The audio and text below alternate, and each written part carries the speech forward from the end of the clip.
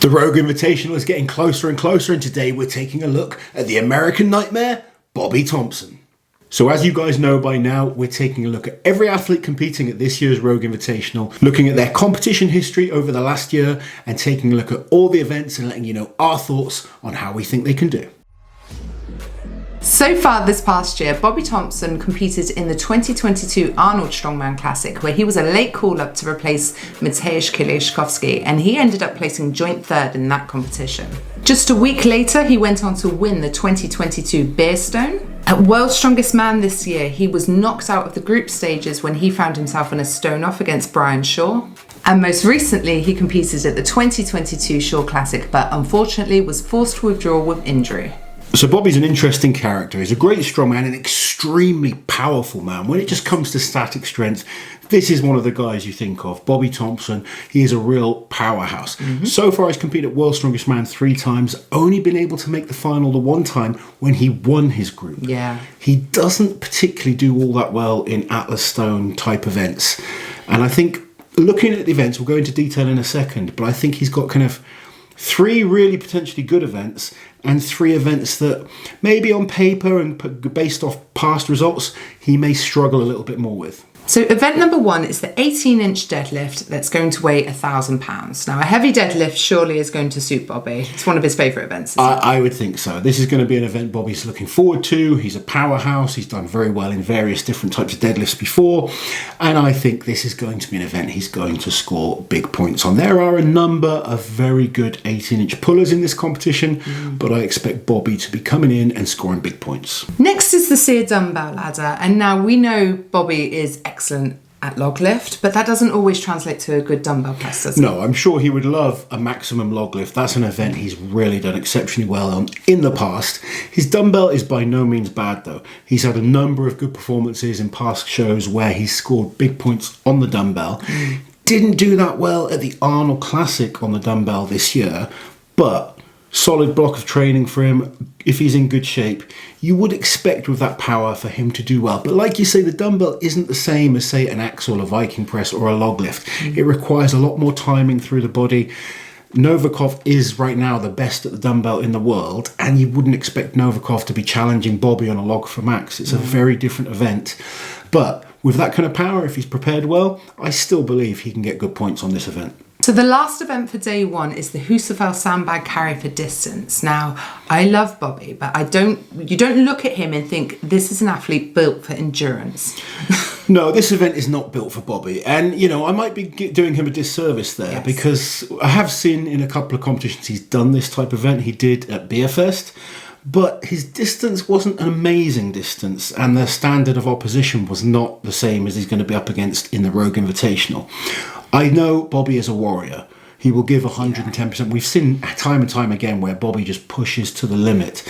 He's going to need to push on this type of event. I think, like you, he's not built for this one. I think this could be a struggle, but there's no quitting that man, and he will give 100%. So the first event on day 2 is the Roller Coaster. This is your favourite event. I just love saying Roller Coaster. And that's the 3 sandbags being loaded into the cart, which will then be pulled arm over arm style up a hill. Yeah, and again, I think this is going to be one of the events he struggles a bit more on.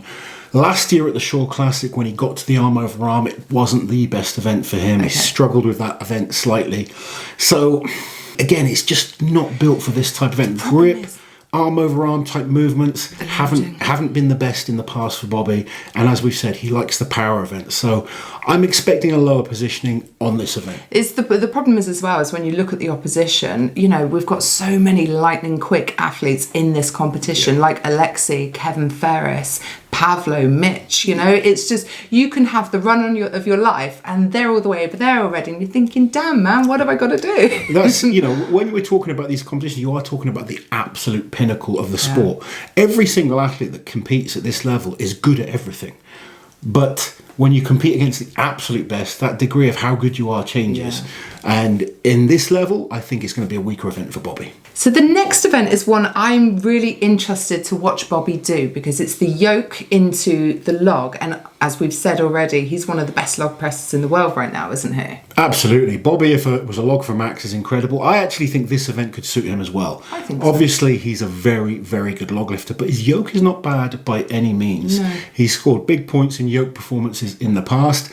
And like I said at the start of the video, I think this competition is about 3 events that are really good for him, 3 events where he's going to struggle a bit more. And I think the yoke into the log is somewhere where Bobby will be looking for big points. And finally, they are ending on the Inverstones over hitching post. Now, Atlas stones have caused Bobby some big problems in the past, haven't they? Do you think Inverstones might be different? Because he did get that natural stone to his shoulder at the Arnold. He shocked us all. He shocked everyone with that. And yes, that's a very good point that he did do that.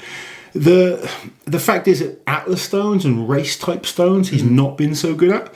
Obviously, tacky isn't an issue at this competition. He's not going to have to worry about that. They do allow the tacky tail, but it doesn't really do an awful lot, if I'm totally honest. It's about figuring out the stones. Yeah, he's got a little bit of experience on the stone from the Arnolds. You never know. I think on paper, when we look at past results of loading type stone events, not going to be the best for him, but how much work has he put in? How's his biceps feeling? Does he figure out the stones?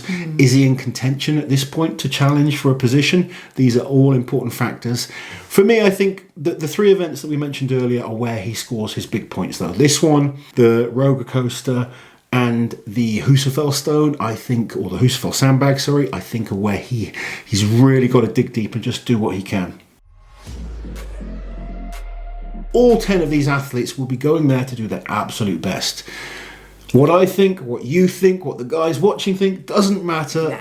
All that matters is what you think as an athlete and then how you perform on the day.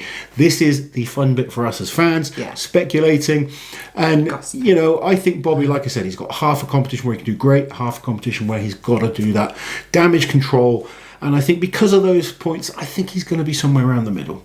Yeah, I think he's got the ability to hopefully pleasantly surprise us on some events. But like you say, with those weaknesses, or, you know, have been weaknesses in the past, he needs to like claw for every single point that he can on the events that he's good at. Absolutely. Like you said, it's not even weaknesses. You're just going up against great opposition. Yeah, no. I think if he puts it together, he could be somewhere between 8th and 4th place. You know, it's very, very difficult to say. One little mistake here, one mistake by someone else. There's so many factors that come into play. I don't see Bobby as a challenge for who I would see as the top 3. No, but you just never ever know. He came top 3 at the Arnolds, like joint top 3, but I do feel like something like the Arnolds will always suit Bobby a little bit better. Absolutely. So we are now at the halfway mark, but obviously that means we still have 5 athletes to go. So if you enjoyed this video, please make sure you like it and don't forget to subscribe if you haven't already, so you don't miss an episode.